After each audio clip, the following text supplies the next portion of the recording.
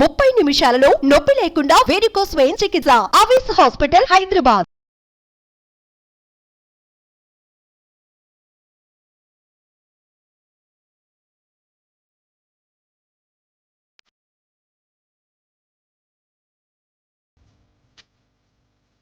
Suman TV presents mom's kitchen కి స్వాగతం. నమస్తే రమ్ గారు. నమస్తే జయ. రమ్ గారు, మనం ముందే అనుకున్నాము ఈరోజు ఉల్లిపాయ పకోడీ.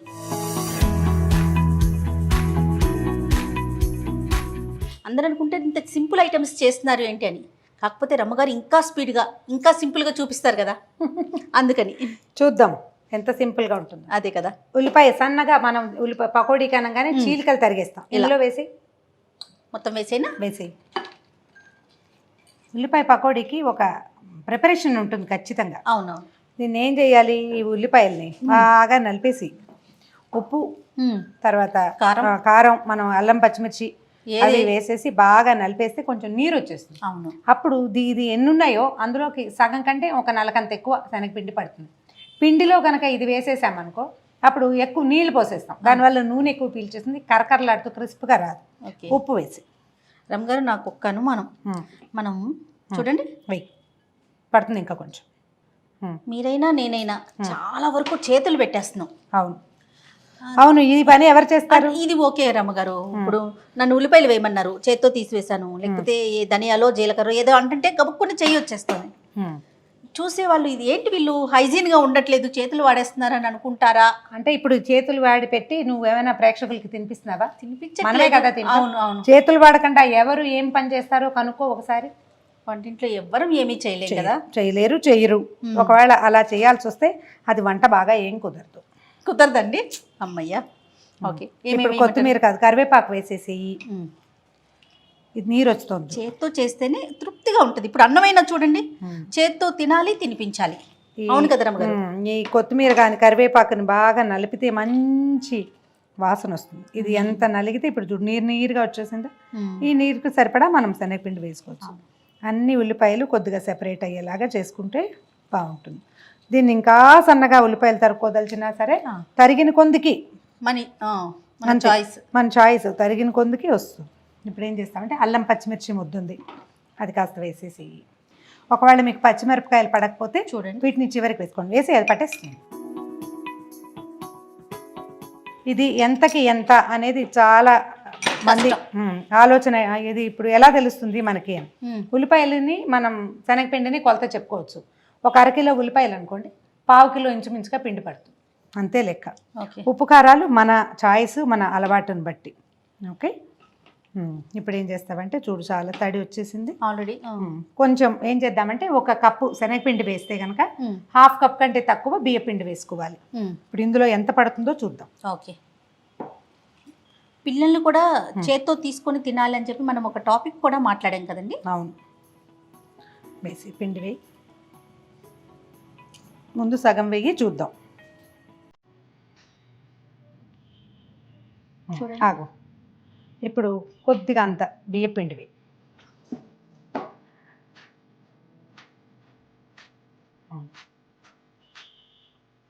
చాలు.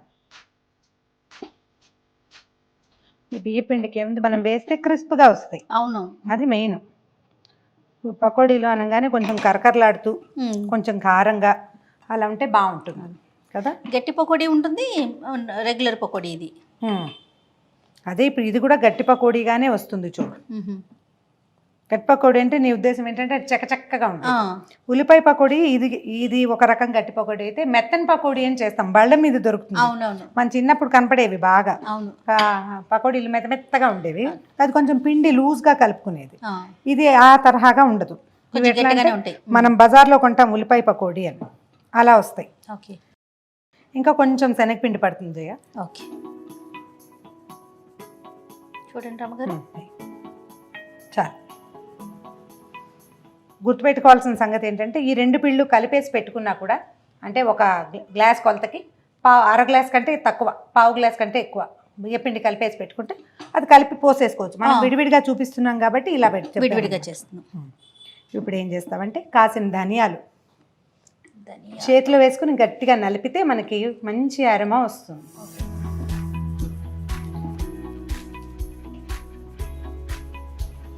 వెయ్యి. కొద్దిగా రంగు రావడానికి ఒక హాఫ్ టీ స్పూను కారం వేసుకుందాం ఇందులో. విచిత్రంగా ఉప్పు చేతిలో తీసుకోకూడదు.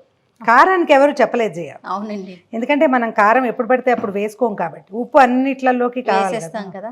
మనం ఇందులో ధనియాలు వేసామా, శనగపిండి అరగడానికి అల్లం కావాలి, ధనియాలు కావాలి, 1 స్పూను జీలకర్ర కూడా ఓహో అరుగుదలకే. ఓకే. ఈ ధనియాల గింజలు మధ్య మధ్యలో పంటికి తగులుతుంటే భలే బాగుంటుంది. అవును, దీన్ని నలపక్కర్లేదు. ఇది వేగగానే రుచి వచ్చేస్తుంది, స్మెల్ వాసన వచ్చేస్తుంది.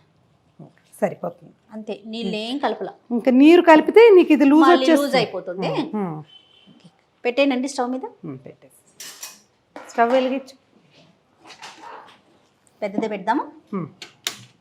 రమ్మగారు, నూనె కూడా చేత్తో తీసుకోకూడదు అంటారు కదా. ఆ నూనె కూడా చేతికి అందుకోకూడదు. అది కాదు జయ, ఇప్పుడు నూనె ఉంది, నేను నీకు చేతికి అందిస్తున్నాను, జారి పడింది అనుకో, జారి పడితే కదా ఇల్లు వాకిలి ఏకమైపోతాయి. తుడుచుకునేసరికి దేవుడు కనపడతాడా? ఒకవేళ అది వేడిగా ఉందనుకో, అప్పుడు ఎంత పెద్ద ప్రమాదం. అందుకని సేఫ్ సైడ్గా దాన్ని నేల మీద పెట్టు, నేల మీద నుంచి తీసుకో అని చెప్తాను. నూనె ఓకే, మరి ఉప్పు ఎందుకండి? ఉప్పు ఎందుకు చెప్తారో తెలియజేయ, చాలా పురాతనమైన సంప్రదాయం. ఓకే. ఉప్పు ఒకళ్ళ చేతిలో నుంచి అందుకుంటే పోట్లాట వస్తుందని అంటారు. Okay okay. మా వారు మాత్రం చాలా కేర్ఫుల్గా చేతికి అందిస్తారు. అందిస్తారా? మరి మీ ఇద్దరికి అవుతూ ఉంటాయా లేదా డాక్టర్ గారికి మీకు? డిష్ అయ్యే అవకాశం కొంచెం తక్కువ చేయ. నేను అతి భాషనే కానీ ఆయన చాలా మితి భాష. అవకాశం మేనేజ్ అయిపోతుంది. మేబీ అలాగే మేనేజ్ అవుతుందేమో అనుకుంటా. ఆయన చాలా సింపుల్గా చేతికి అందిస్తారు, ఏమి అవ్వదంటారు. తెలీదు, డాక్టర్ గారు కదా. మేబీ మనం జనరల్గా ఏం చేస్తాం, జీలకర్ర నోట్లో వేసుకుంటాం. సాధారణంగా జీలకర్ర ఎందుకు వాడతారంటే పైత్య ప్రకోపం తగ్గుతుంది. జీలకర్ర తీసుకుంటే అలర్జీస్ తగ్గుతాయి, ఒంట్లో పైత్యం వస్తుంది కదా, అది తగ్గుతుంది. అయితే ధనియాలకి అలాంటి గుణం కంటే బాడీని కూల్ చేసే లక్షణం ఉంది, చల్లబడుస్తుంది. తర్వాత ఏమో ఒళ్ళు రానివ్వదు, ఫ్యాట్ని కరిగిస్తుంది. కానీ అదే పనిగా తినడం అంత మంచిది కాదు. ఎప్పుడైనా కాస్త నోట్లో వేసుకోండి. నేను కూడా తింటాను రమ్మగారు. అదే జీలకర్ర వేసుకోండి, కానీ ధనియాలు మాత్రం కనిపిస్తే నోట్లో వేసేస్తూ ఉంటాను. మంచిదే. చూడు, దీన్ని ఇలాంటి పదార్థాలు చేసేటప్పుడు తప్పకుండా ఉప్పు సరిపోయిందో లేదో చూసుకోవాలి. టేస్ట్ చూడు, ఉప్పు కారం పడతాయా ఇంకా కాస్త. టేస్ట్కి చాలా పెద్ద ముద్ద పెట్టారండి. వేసి ఏం కాదు, ఉప్పు పడుతుంది. కారం వద్దు రమ్మగారు. వద్దా? ఓకే, ఒక చిటికెడు వేసుకోండి. ఇలాంటివి చేసేటప్పుడు గెస్ట్లు వచ్చినప్పుడు జాగ్రత్తగా ఉప్పు సరి చూసుకోండి. ఎప్పుడు కూడా ఒక వాయి అయ్యాక కూడా చూసుకోవచ్చు. అవును, చాలు. అల్లమును పచ్చిమిరపకాయ వేసారు కదా, ఆ ఘాటు అనిపిస్తుంది, మంచి ఘాటు బాగుంటుంది. అలా ఉంటే అల్లం పడేసరికల్లా శనగపిండి వల్ల వచ్చే రాబోయే డిజార్డర్లు, శనగపిండి అరుగుదలకు రాదు కదా.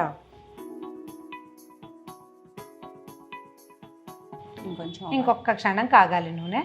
మీడియం ఫ్లేమ్ మీద వేయించుకోవాలి పకోడీలు. ఇప్పుడు ఇందులో ఇంకా మన తెలివితేటలు బోల్డ్ అన్ని వాడుకోవచ్చు. చెప్పండి. బోల్డ్ రకాలు. కాగిన నూనె పోస్తారు కొంతమంది క్రిస్ప్గా రావడం కోసం. వేడివేడి నూనె, ఇప్పుడు మనం శనగపిండి వేసామా, అప్పుడు కాగిన నూనె ఒక గరిట వేసేసుకోవడం. ఇది కలపక ముందు కలుపుతూ ఉండగానే నూనె పెట్టేసుకోవడం. ఇక లేట్ లేదనమాట, మనం వెయిటింగ్ టైం ఇచ్చేస్తున్నాం. ఆ లేట్ లేకుండా మనం మాట్లాడడం కోసం టైం వాడుకున్నాం. కానీ అది పొయ్యి మీద పెట్టేసి ఇది కలిపేసుకోవాలి. చక్క చక్క చక్క అయిపోతుంది. ఇది కలిపాక ఇది పక్కన పెట్టి అది పెట్టడం కాదు, అది పెట్టడము, ఇది కలిపేసేయటం. ఓకే, అది కాగుతుంది కదా, ఆ నూనె ఒక గరిట తీసి వేస్తారు. వేస్తే చూసాను, వేస్తే ఇంకా మీకు ఎక్కువ క్రిస్ప్గా వస్తుంది. ఓకే, ఇదేం లేదు జయ, చేత్తోటి చిన్న చిన్న చిదపలుగా డ్రాప్ చేసేయండి. ఈవెన్గా వేయక్కర్లేదు, ముద్దలుగా వేయక్కర్లేదు. స్టవ్ ఏమైనా తగ్గించమంటారా? కొంచెం తగ్గించు, మీడియం ఫ్లేమ్ మీదే ఇది వేగనివ్వాలి. ఇది చెయ్యి పట్టలేని వాళ్ళకి ఒక రవ్వ ఇబ్బందిగా ఉంటుంది, చెయ్యి పడితే ఏముండదు. తొలివాయ కొంచెం నిదానంగా వేసుకోండి, ఎందుకంటే నూనె పొంగి పైకి వచ్చేస్తుంది కాబట్టి.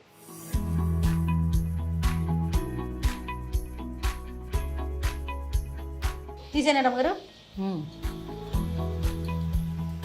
ప్లేట్ దగ్గరికి పెట్టుకోదయా. ఓ టిష్యూ పేపర్ వేసి దాని మీదకి తీసుకుంటే కొంచెం సరిపోతుంది. ఓకే, చిన్న ముక్కలు ఉన్నాయి, చిదపలతో మాడిపోతాయి, అవి కూడా తీసేసి. ఓకే,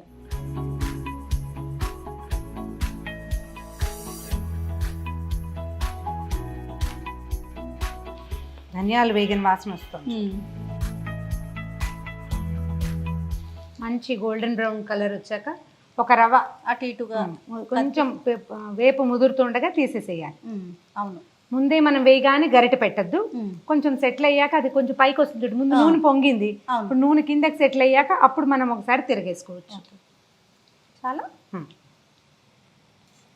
వీటికి పర్ఫెక్ట్ కొలతలు అలాంటివి ఏమీ ఉండవు. అవును. చేస్తూ ఉంటే అలవాటు అవుతుంది. చాలా పదార్థాలు అంతే. ఇందులో ఉన్న పర్ఫెక్ట్ కొలత ఏంటంటే మనం ఉల్లిపాయలని నీరు వచ్చేదాకా నలపటము, తర్వాత దానికి సరిపడంత పిండి కలుపుకోవటమే. ఒకసారికి మనకి కొత్త కొత్త ఐడియాలు వస్తాయి, ఏం యాడ్ చేయొచ్చో తెలుస్తుంది. చేస్తూ ఉంటే వస్తుంది. చేస్తూ ఉండాలి, చూస్తూ ఉండాలి రమ్మగారు. ఇంట్లో ఇప్పుడు అమ్మ వాళ్ళు అత్తయ్యో ఎవరైనా చేసినప్పుడు చూడాలి, చూస్తూ ఉంటేనే కొంచెం ప్రాక్టికల్ గానే తెలుస్తాయి ఇవన్నీ. ఈసారి ఏదైనా వేపు ఎక్కువైంది ఒకసారి, రెండోసారి వేపు సరిపడా తీసుకుంటాము, ఉప్పు ఎక్కువ తక్కువ చేస్తూ ఉంటే ఆటోమేటిక్గా తెలుస్తుంది. ఈ పదార్థాలకు మనకు విసులుబాటు ఏంటంటే పిండి నోట్లో వేసుకుని చూసుకోవచ్చు కదా, చూసుకుని టేస్ట్ సెట్ చేసుకుని ముందుకు తీసుకెళ్ళిపోవటమే అంతే. అంటే నేను ఈ పెద్దగా కొలతలు వాటి మీద పెద్దగా నాకు నమ్మకం ఉండదు. చేయాలి డైరెక్ట్గా వేసేస్తారేమో, కొంచెం చూసుకుని చేసుకుంటామే అంతే. పిల్లలు హాయిగా తినాలి, ఇంట్లో ఉన్న మగవాళ్ళు హాయిగా తినాలి, పెద్దవాళ్ళు సంతోషంగా ఉండాలి. మనం ముందు మనకి సెల్ఫ్ సాటిస్ఫాక్షన్, బాగా చేసాం వెరీ గుడ్ అని అనిపించాలి మనకి మనమే. దానికి ట్రై చేస్తూ ఉంటే వస్తుంది. ఈ పనులు కూడా మగవాళ్ళకి నేర్పించవచ్చు. జయ, మనం వేస్తాము, పకోడీలు తీస్తారు, ఈజీగా ఉంటుంది కదా. లేకపోతే వాళ్ళతో వేయించండి, లేకపోతే పకోడీలకు డబ్బులు ఇవ్వాల్సి వస్తుంది. జయ, అవునండి. తీసేనా రమ్మగారు? ఇంకొక కొంచెం సిమ్లో పెట్టాం కదా కొంచెం. రమ్మగారు, పిల్లలు ఇలా మీరు ఇంట్లో చేస్తారు కదా, ఇష్టంగా తింటారా? కొంచెం పెద్ద పిల్లలు అయ్యారు కదా, ఏమన్నా వంకలు అలాంటివి వస్తూ ఉన్నాయా? మా పిల్లలకి వంకలు చాలా తక్కువ చేయాలి. కాస్త వంకలు తండ్రి గారికి ఉంటాయి కానీ పిల్లలకి లేవా? ఆయనకి వంట వచ్చిన మగవాళ్ళతో ఒక చిన్న ఇబ్బంది ఉంటుంది. చాలా ఇబ్బంది అండి. పిల్లలకి ఏం బాగానే ఉందిగా అంటారు వాళ్ళు, సాసులు అవి వేసుకుని తినేస్తారు, తింటారు, తీసేసేయచ్చు. ఇంకొక క్షణం అయ్యాక మళ్ళీ ఇవి రంగు పెరుగుతాయి. మనం తీసినప్పటికీ అప్పటికి కలర్ పెరిగినాయి. చూడు నీ పక్కన ఉన్నవి, చూడు ఎంత బాగుంది రంగు, సూపర్. నూనె ఇక్కడే విడుదల చేసేలాగా ప్లాన్ చేసుకోవాలి. కాలీఫ్లవర్, క్యాబేజీ పకోడీలు కూడా బాగా కుదురుతాయి, అవి కూడా చేసుకోవచ్చు. ఓకే, పకోడీలు చేసేటప్పుడే తినేసేయాలి. జయ, అవును రమ్మగారు, వేడివేడిగా మనం స్టవ్ దగ్గర నిలబడి తినడం నేర్చుకోండి. ఏం చేయాలంటే ఇప్పుడు దేవుడికి పెట్టే పదార్థాలు కాకుండా ఇలాంటివి స్నాక్స్, దోశలు అవి అలా పొయ్యి దగ్గర నుంచి ఎంగిల్ చేయకుండా తింటాను నేర్చుకోవాలి. ఇప్పుడు ఇలా నోటికి అంటించుకోండి, ఇప్పుడు పకోడీ తగ్గి మన నోట్లో వేసుకోవాలన్నమాట. మరి ఒక సిద్ధాంతం చెప్తాను. తిరుపతిలో చదువుకున్నాను కదా నేను. మాకు క్లాస్మేట్ కాదు, అమ్మాయి మాధవి అని కొంచెం పాప, బాగా ఫ్రెండ్, నాతో పాటు ఉండేది. తను అప్పుడు ఎంఏ చేసేది, నేను బిఏడి చేసేదాన్ని, ఆచార్య అంటారు దాన్ని. అయితే చక్కగా జామకాయలు అవి ఇవి చక్కగా తెచ్చుకుని కాలేజీలో తింటుండేవాళ్ళం. వాళ్ళ క్లాస్లో ఒక ఆయన చేరారు. అయితే ఈ అమ్మాయి ఏం చేసేది, పిల్లకి జామకాయలు అవి తింటే అక్క మొత్తం తింటాను కానీ మొత్తం జామకాయ కొరుకుని తినేదన్నమాట. వాళ్ళ క్లాస్లో ఒక ఆయన చేరారు, కొంచెం పెద్దవారు అనమాట. అది ఏమంటే అలా కోతి పిల్లలాగా కొరుకుని తినకూడదు అంటే, జామకాయ కొరుకుని తినకూడదు, అట్లా పనికిరాదు, ముక్కలు కట్ చేసుకుని తినమంటే కట్ చేసుకుని తింటే మజా రాదు. మామిడికాయలు, జామకాయలు, యాపిల్స్ అట్లాగే కొరుకుని తినాలని ఉంటుంది చాలా మందికి. ఈ మా ఇంట్లో కూడా అలా తినకూడదు. కట్ చేసుకోవాలి అండ్ ముక్క ఎంగిల్ చేయకూడదు, నోట్లో అలా వేసుకోవాలి. ప్రసాదం కూడా ఇలా నోరు పట్టించి తినకూడదు అనమాట, ఎగరేసుకోవాలి. అది అలవాటైతే తమిళియన్స్ చూడు కాఫీని ఎత్తిపోసుకుంటాం. అవును, అట్లా కనుక అలవాటైతే అప్పుడు మనం స్టవ్ దగ్గర నిలబడి పనిచేస్తూ చకచక కాసిన బజ్జీలు అవి ఇవి నోట్లో వేసుకోగలుగుతాం. లేదనుకోండి అందరికి పెట్టాక తినాలనిపించదు. స్టవ్ దగ్గర ఇంత నూనె దగ్గర నుంచున్న వాళ్ళకి తినబుద్ధి కాదు, చూసి తినాలని అనిపించి స్టవ్ ఆఫ్ చేసాం. ఉల్లిపాయ పకోడీ మీద గార్నిషింగ్కి కరివేపాకు, చివరికి మనం స్టవ్ ఆఫ్ వేసాక కొంచెం కరివేపాకు నూనెలో వేస్తే చిట్పట్లాడుతుంది. ఆ ఆకు తీసి కనుక దాని మీద పెట్టి తినడానికి కూడా బాగుంటుంది, చూడడానికి అందంగా ఉంటుంది. ఇది కూడా క్రిస్పీగా ఉంటుంది, క్రిస్పీగా ఉంటుంది. మనం అందులో కూడా కరివేపాకు వేసాం, పైన వేసిన కరివేపాకు కూడా తినడానికి బాగుంటుంది. ప్లేట్లో సర్వ్ చేసేటప్పుడు కాసిన ఆకులు వేసేస్తే ఎక్సలెంట్గా ఉంటుంది. మీ ఉల్లిపాయ పకోడీ రెడీ. టేస్ట్ చూడండి రమ్మగారు. వాళ్ళు నేనే చూడనా? అంతే. ఓకే, పిండి నాకు చూపించారు కదా. ఓకే, చాలా క్రిస్ప్గా వచ్చినాయి. ఇలాగే చేసుకోండి. ఇందులో నూనె పోయాల్సిన పని కూడా లేదు. ఇలా చేస్తే నీళ్లు తగిలించామా మెత్తగా అయిపోతాయి. అవును, నీరు తగిలించకుండా చేస్తే చక్కగా క్రిస్ప్గా వస్తుంది. నువ్వు కూడా ఒకటి రుచి చూడు. చక్కగా బయట వర్షం పడుతోంది, వేడి వేడి పకోడీ వేసుకుని తిని సో కొంచెం ఇవి తీసుకొని ఒక కప్పు టీ తాగితే ఈవినింగ్ అంతా సూపర్ కదండి. ఈసారి దీంతో లెమన్ టీ ట్రై చేయండి, ఎంత బాగుంటుందో చెప్పండి. మామూలు టీ కంటే కూడా బాగా వచ్చినాయా? క్రిస్ప్గా ఉంది. అంటే బియ్యం పిండి తగలటం వల్ల, బియ్య పిండి వల్ల, మనం నీళ్ళు అసలు పోయకపోవటం వల్ల, అంతే.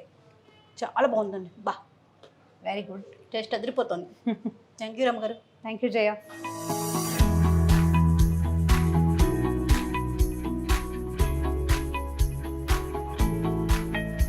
కరకరలాడే ఉల్లిపాయ పకోడీ.